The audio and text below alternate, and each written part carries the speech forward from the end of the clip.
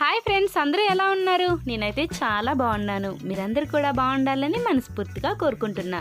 Friends, ఈరోజు ఈ వీడియోలో కోడిగుడ్డు అండ్ ఎండు రొయ్యలతో కర్రీ ఎలా చేయాలో చూపిస్తాను. ఫ్రెండ్స్, చాలా ఈజీ అండ్ టేస్టీ రెసిపీ, తక్కువ ఇంగ్రీడియంట్స్తోనే అయిపోతుంది. చాలా బాగుంటుంది ఫ్రెండ్స్. వీడియో ఎక్కడ స్కిప్ చేయకుండా లాస్ట్ వరకు చూసేయండి. నేను ఆల్రెడీ ఎండు రొయ్యలకున్న తల తోక తీసేసానండి. సో ఇప్పుడు వాటిని నీటిలో వేసి ఒక 2 మినిట్స్ పాటు బాయిల్ చేయాలి. ఇలా బాయిల్ చేయడం వలన ఎండు రొయ్యలకున్న డస్ట్, ఇసుక, మట్టి మొత్తం క్లీన్ అయిపోతుందండి. నీట్గా వచ్చేస్తాయి. ఇలా చేయడం వల్ల నీ స్మెల్ కూడా రాదు. ఎండు రొయ్యలకున్న నీసు వాసన కూడా పోతుంది.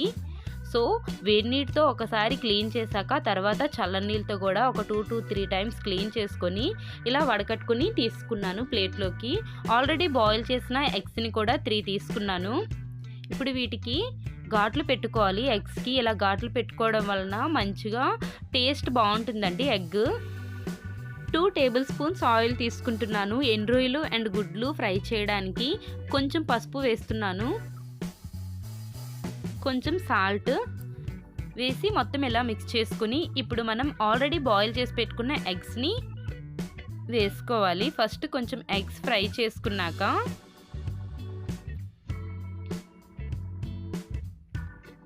ఇప్పుడు ఎండు రొయ్యలు కూడా వేసేయాలి.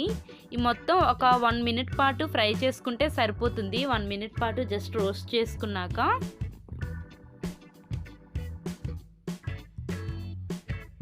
ప్లేట్లోకి ట్రాన్స్ఫర్ చేస్తున్నాను. ఎగ్స్ అండ్ ఎండు రొయ్యల్ని ఇలా ముందుగా ఫ్రై చేయడం వలన వీటికున్న నీ స్మెల్ పోతుంది అండ్ కర్రీ కూడా చాలా టేస్టీగా వస్తుందండి. సో చూడండి, ఇలా నీట్గా ఫ్రై చేసుకోవాలి. ఆ తర్వాత మనం 3 టేబుల్ స్పూన్స్ ఆయిల్ వేసుకొని కొంచెం జీలకర్ర వేసి జస్ట్ లైట్గా ఫ్రై అయ్యాక ఒక 2 మీడియం సైజ్ ఆనియన్స్ని అండ్ 4 పచ్చిమిరపకాయలని సన్నగా కట్ చేసుకొని వేసుకోవాలి. ఇలా మూత పెట్టి ఒక 2 to 3 మినిట్స్ పాటు వేగనివ్వాలి. ఉల్లిపాయలు గోల్డెన్ బ్రౌన్ కలర్ వచ్చేంత వరకు ఫ్రై చేసుకోవాలి. చూడండి, ఆనియన్స్ ఇలా గోల్డెన్ బ్రౌన్ కలర్ వచ్చేంత వరకు ఫ్రై చేసుకోవాలి. ఈ టైంలో మనం మిక్సీ చేసి పెట్టుకున్న టమాటా ప్యూరీని యాడ్ చేసుకోవాలి. 2 మీడియం సైజ్ టమాటాలని చిన్న చిన్న ముక్కలుగా కట్ చేసి మిక్సీ చేసుకున్నాను.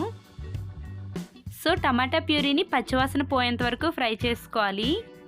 టేస్ట్కి సరిపడా సాల్ట్ అండ్ కొంచెం పసుపు వేసి మొత్తం కలిసేటట్టు కలుపుకొని ఫ్రై చేసుకోవాలి.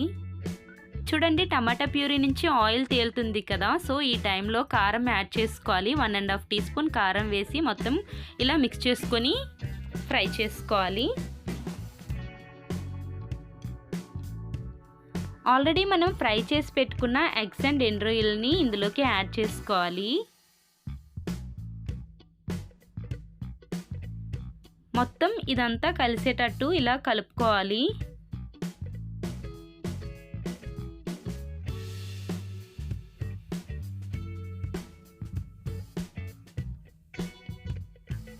ఇప్పుడు ఇందులోకి కొంచెం వాటర్ యాడ్ చేసుకోవాలి. రొయ్యలు మునిగేంత వరకు వాటర్ యాడ్ చేసుకుంటే సరిపోతుంది.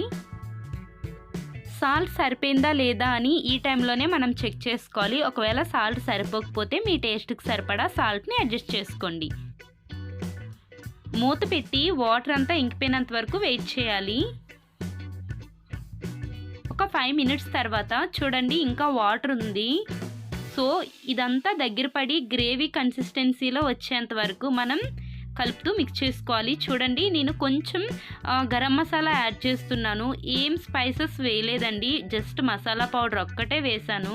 అల్లం వెల్లుల్లి పేస్ట్ కూడా వేయలేదు. జస్ట్ కారం, పసుపు, ఉప్పు, సాల్ట్ అంతే.